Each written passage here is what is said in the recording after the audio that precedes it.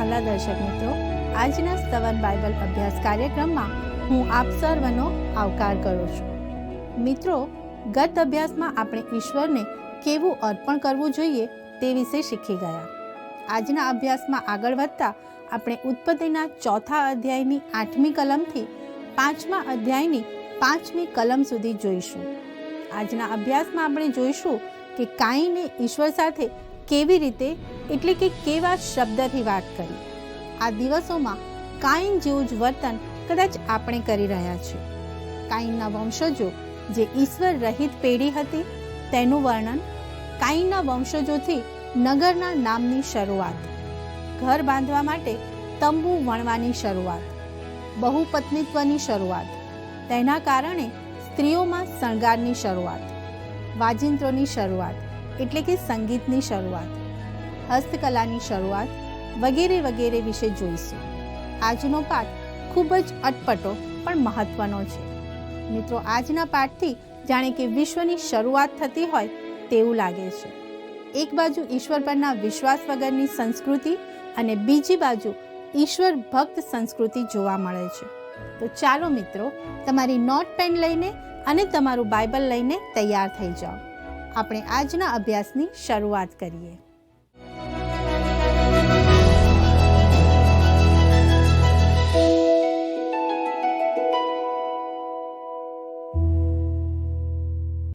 વહાલા દર્શક મિત્રો, નમસ્કાર. આવો આપણા અભ્યાસમાં આગળ વધતા ઉત્પત્તિ 4, 8 અને 9 કલમોને વાંચીએ. ત્યાં આ પ્રમાણે લખવામાં આવ્યું છે: અને કાઈને પોતાના ભાઈ હાબેલને કહ્યું કે આપણે ખેતરમાં જઈએ. અને તેઓ ખેતરમાં હતા ત્યારે એમ થયું કે કાઈને પોતાના ભાઈ હાબેલ સામે ઉઠીને તેને મારી નાખ્યો. અને યહોવાએ કાઈનને કહ્યું, તારો ભાઈ હાબેલ ક્યાં છે? અને તેણે કહ્યું કે હું જાણતો નથી. શું હું મારા ભાઈનો રખેવાળ છું?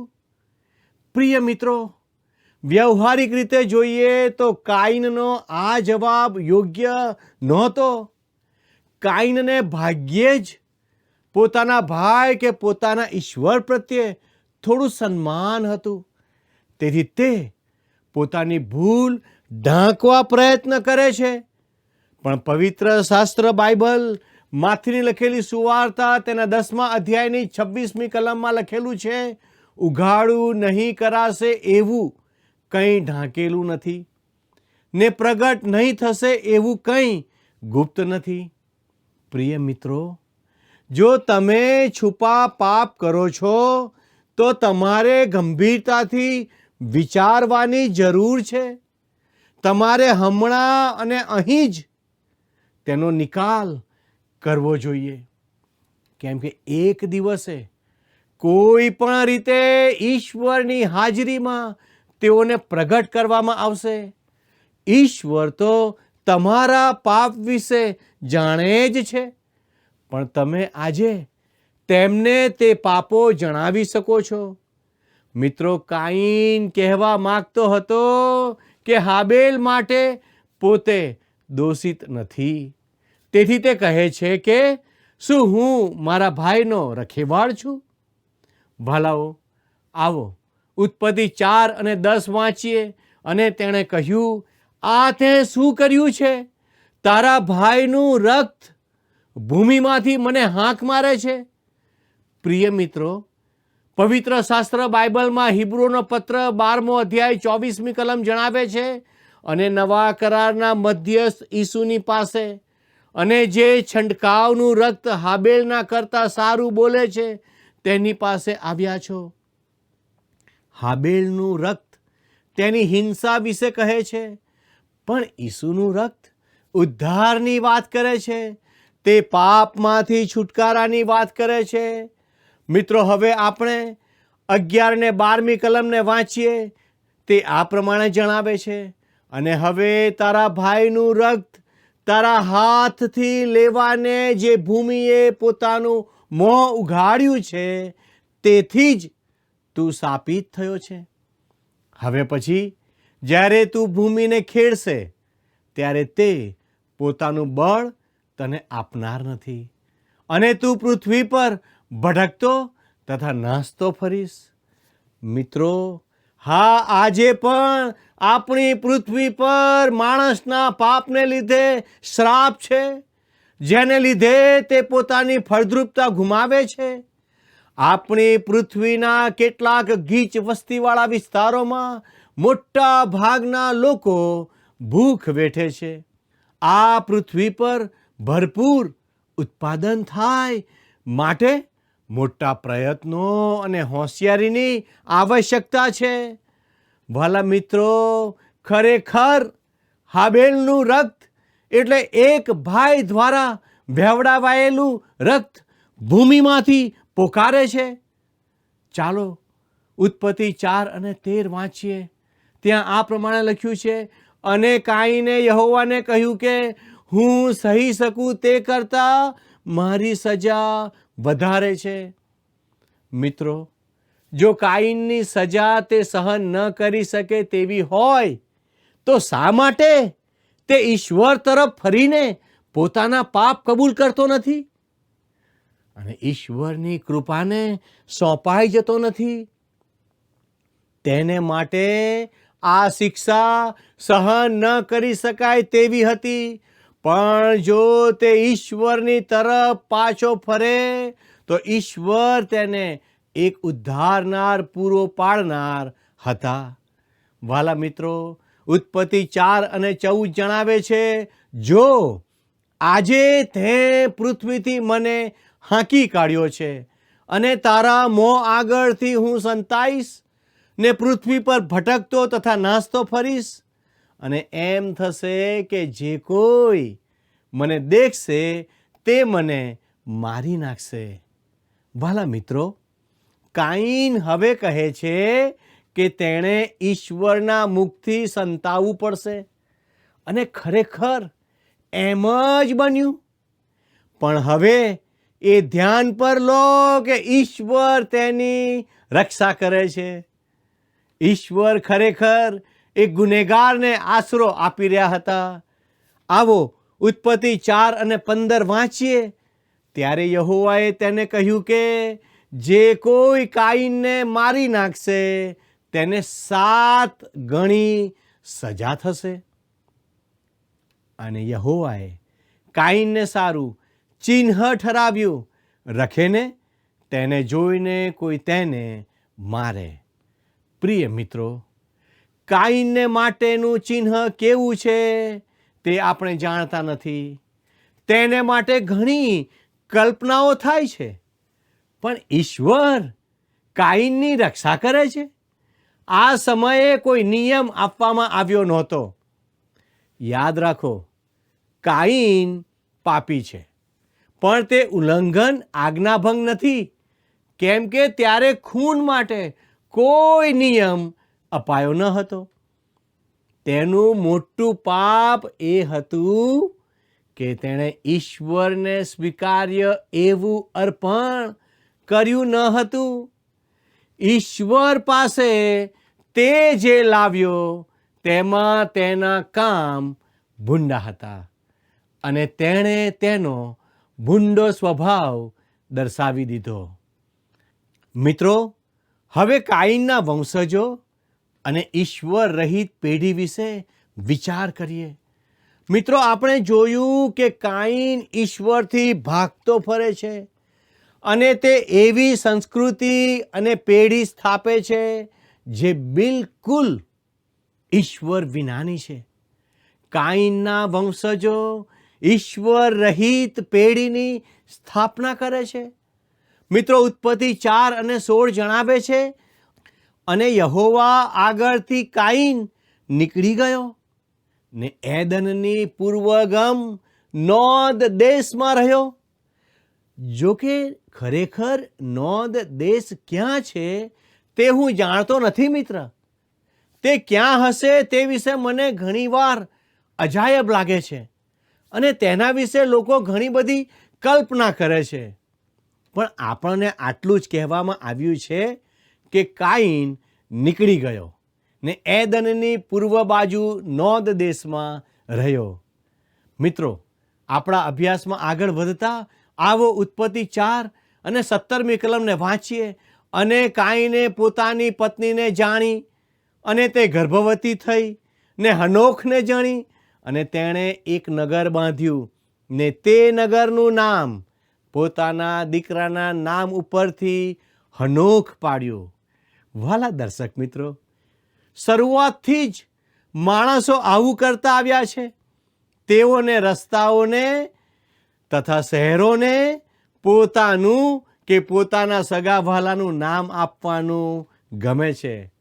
દરેક માણસ વિશ્વાસી હોય કે વિશ્વાસી ના હોય, પણ માણસોને પોતાનું નામ આપવાનું ગમે છે. ખરું ને? અહીં આપણે શહેરી જીવનની શરૂઆત જોઈએ છીએ. કાઈને એક નગર બાંધ્યું અને તે નગરનું નામ પોતાના દીકરાના નામ ઉપરથી હનોખ રાખ્યું. આજે શહેરો માણસો માટે સૌથી મોટો પ્રશ્ન બની ગયો છે. લોકો કહે છે કે શહેરો મરી રહ્યા છે, છતાં આખા વિશ્વના લોકો શહેરોને ભરચક બનાવી રહ્યા છે. ઉત્પત્તિ 4, 18 અને 19માં લખ્યું છે, અને હનોખથી ઈરાદ જન્મ્યો, અને ઈરાદથી મહુયાએલ જન્મ્યો, અને મહુયાએલથી મથુસાએલ થયો, અને મથુસાએલથી લામેક થયો, અને લામેખે પોતાને સારું 2 સ્ત્રી લીધી.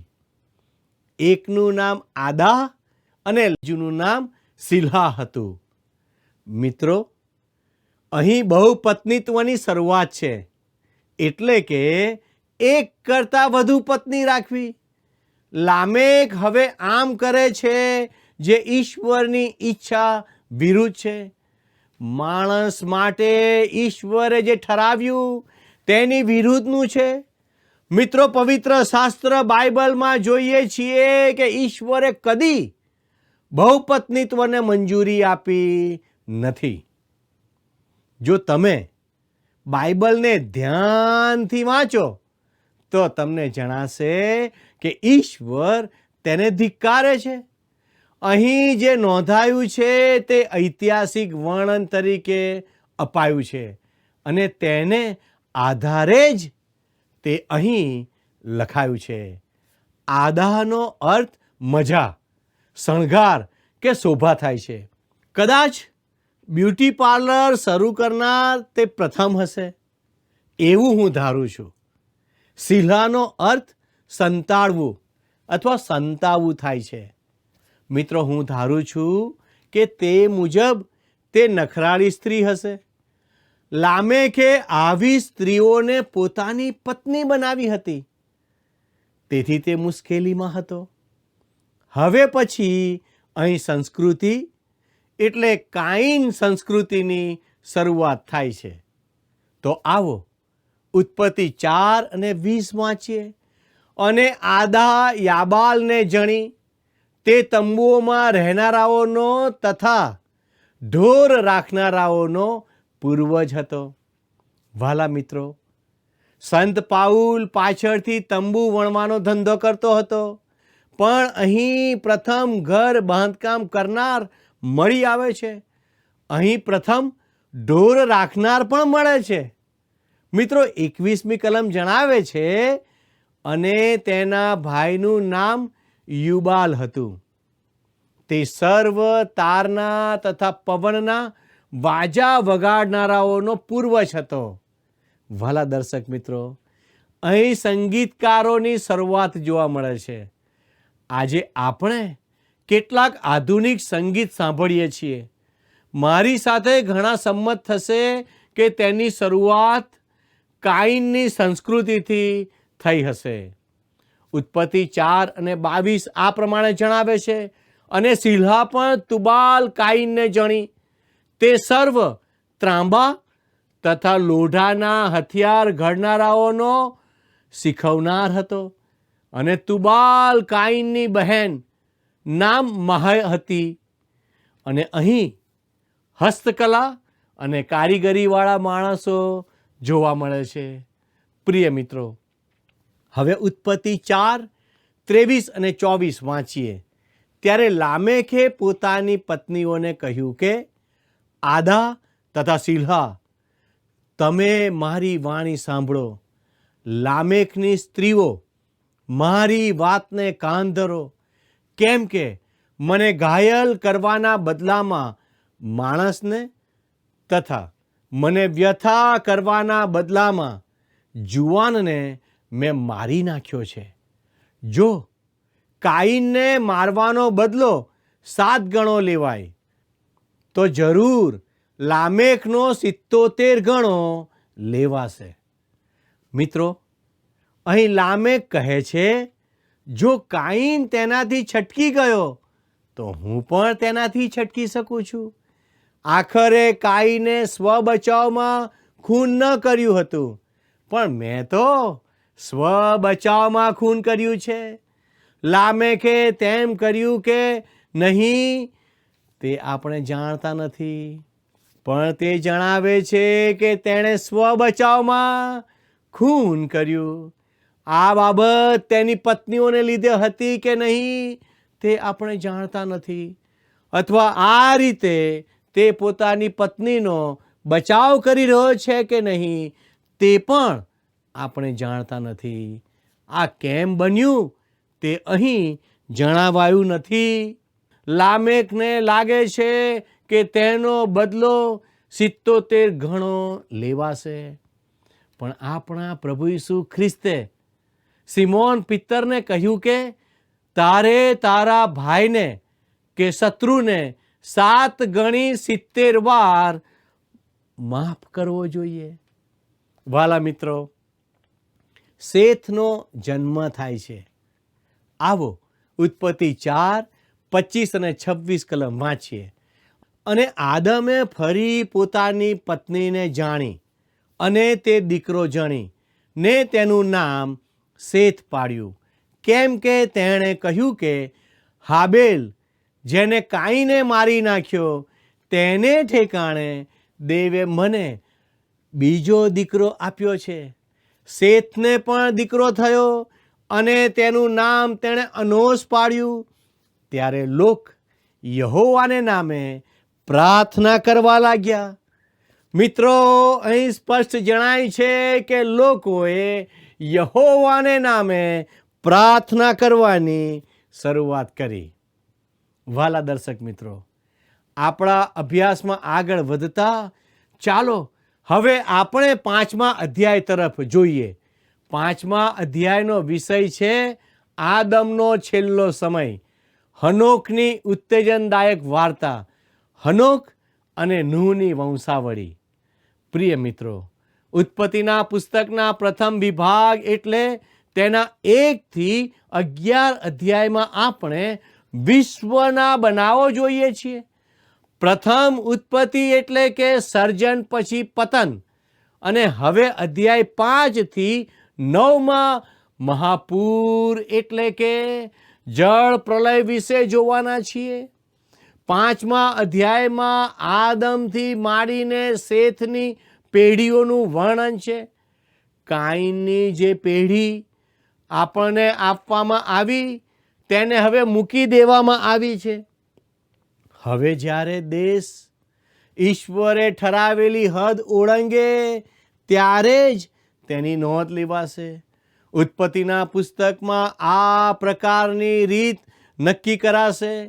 એક રીતે પવિત્ર શાસ્ત્ર બાઇબલના સર્વ અધ્યાયોમાં ઉત્પત્તિનો 5મો અધ્યાય સૌથી નિરાશાજનક અને આશાહીન લાગે છે. તેનું કારણ સરળ છે કે તે કબ્રસ્તાનમાં ફરવા જેવું છે. ઈશ્વરે આદમને કહ્યું, કેમ કે જે દિવસે તું ખાશે તે જ દિવસે તું મરશે જ મરશે. આ ઉત્પત્તિ 2 અને 7માં લખેલું છે. જેઓ આદમના પુત્રો હતા તેઓ સર્વ મૃત્યુ પામ્યા. મિત્રો, પ્રેરિત પાઉલ 1 કોરિન્થી 15 અને 22માં કહે છે, કેમ કે જેમ આદમ દ્વારા સર્વ મરે છે. આવો આપણે ઉત્પત્તિ તેની પહેલી અને બીજી કલમ વાંચીએ. આદમની વંશાવળી આ પ્રમાણે છે. દેવે માણસને ઉત્પન્ન કર્યું. તે દિવસે દેવની પ્રતિમા પ્રમાણે તેણે તેને બનાવ્યું. પુરુષ તથા સ્ત્રી તેણે તેઓને ઉત્પન્ન કર્યા અને તેઓને આશીર્વાદ દીધો. ને તેઓની ઉત્પત્તિને દિવસે તેણે તેઓનું નામ આદમ પાડ્યું. વાલા દર્શક મિત્રો, ઈશ્વરે તેઓને આશીર્વાદ આપ્યો. તેઓનું નામ આદમ પાડ્યું. હવા પુરુષની અર્ધાંગીની હતી, તેથી એક જ નામ આદમ. આદમની વંશાવળી આ પ્રમાણે છે. આ વિચિત્ર રજૂઆત ફરીથી ફક્ત નવા કરારની શરૂઆતે જોવા મળે છે. ત્યાં આવા શબ્દો છે: ઈસુ ખ્રિસ્તની આ વંશાવળી. આ બે પુસ્તકો જેમ આપણે જોઈએ છીએ તેમ તેઓ બે રેખાઓ કે વંશાવળીઓ છે. બે સંતાનો, પેઢીઓ, વંશજો, અને તેઓ બંને એકબીજાની વિરુદ્ધમાં છે. શૈતાનના સંતાન અને ખ્રિસ્તના સંતાન. આમ સ્વીકૃત વંશ વચ્ચેનો સંઘર્ષ લાંબો ચાલવાનો છે. આપણે હમણાં જેમ ચાલી રહ્યા છે તે શેથની રેખા કે વંશ છે. અને આ જ રેખા કે વંશમાં આખરે ખ્રિસ્ત આવશે. આવો ઉત્પત્તિ 5 અને 3 વાંચીએ.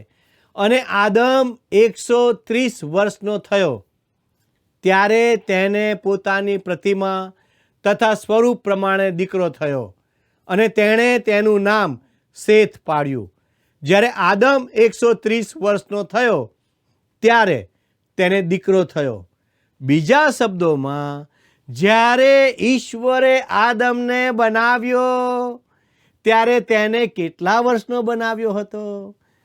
હું જાણતો નથી. આપણે ફક્ત કલ્પના કરીએ છીએ.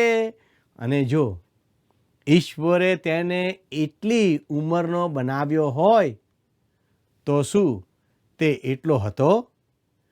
હા મિત્રો, ઈશ્વર તો તેને ગમે તે ઉંમરનો બનાવી શકે છે.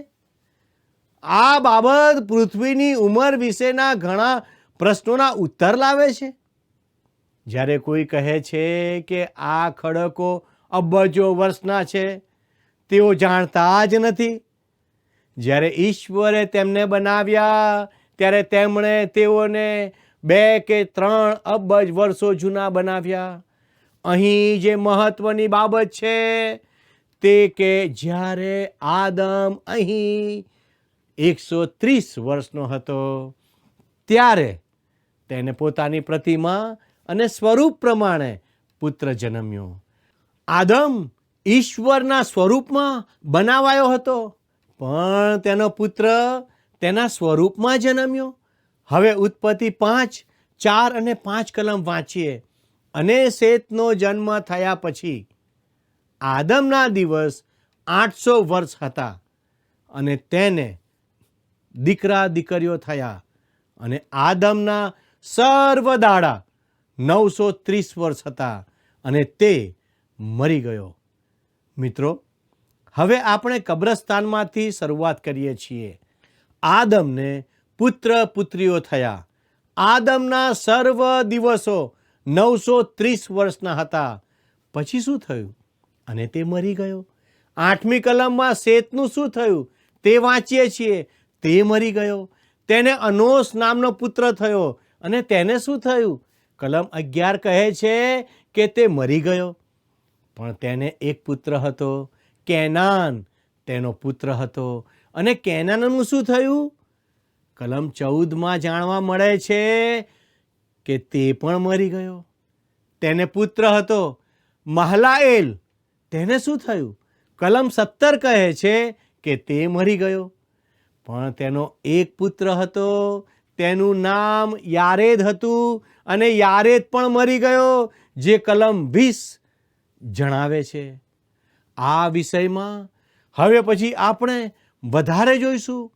પ્રિય મિત્રો, મારો સમય હવે પૂરો થાય છે. ફરી મળીએ ત્યારે આ અભ્યાસમાં આપણે આગળ વધીશું.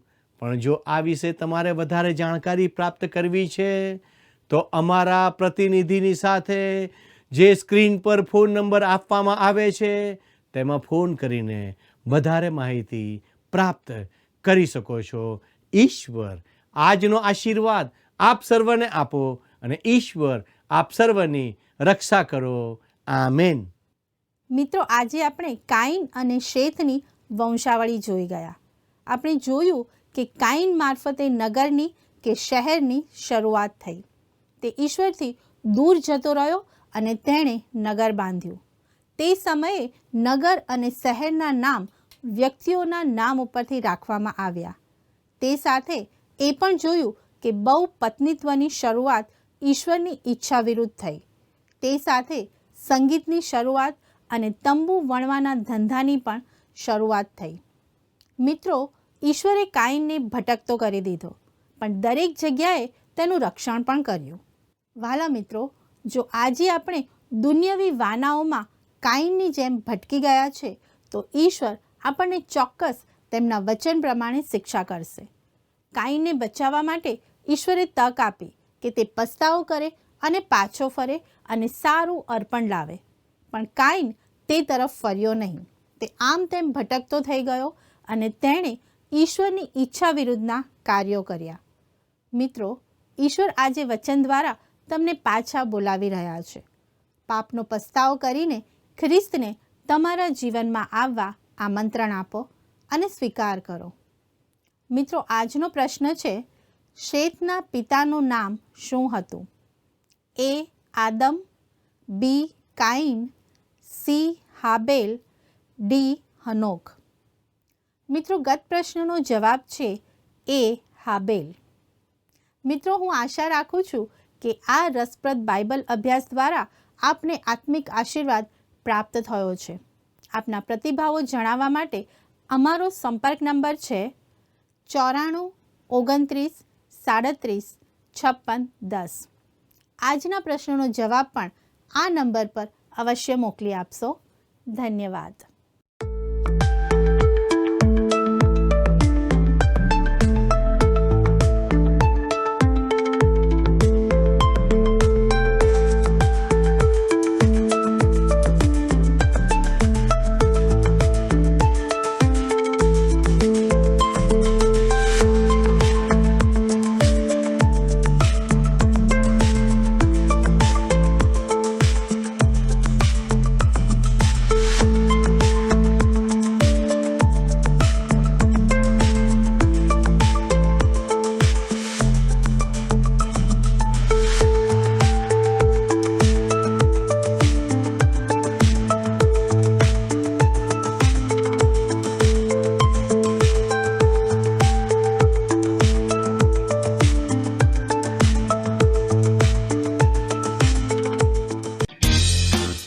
તમને આ કાર્યક્રમ ગમ્યો? અત્યારે જ અમને મિસ કોલ કરો